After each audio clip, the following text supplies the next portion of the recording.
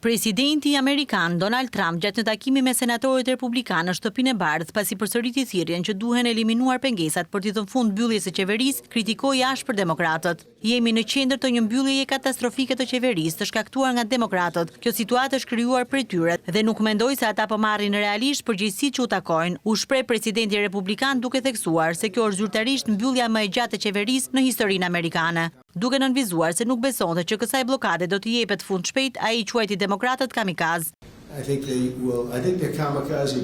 Sapo u ktheva nga Japonia, fola për pilotët kamikaz, mendoj se demokratët janë kamikaz. Ata do ta shkatërrojnë vendin nëse është e nevojshme, u shpreh Trump. Ligjvënësit republikanë dhe ata demokrat ende nuk kanë arritur të gjejnë një zgjidhje për financimin e qeverisë, ndërkohë pasojat e saj po rriten. Mbyllja e qeverisë amerikane ka hyrë në ditën e 36 dhe Trump ka qenë në shtëpinë e Bardhë gjatë 2 mbylljeve më të gjata në histori. Rekordi i mëparshëm prej 35 ditësh u vendos gjatë mandatit të tij të parë në vitin 2019, kur demokratët refuzuan të financonin ndërtimin e një muri përgjatë kufirit jugor me Meksikën. Bllokimi në atë kohë përfundoi me kompromisin e presidentit Trump dhe republikanëve për të rihapur qeverinë.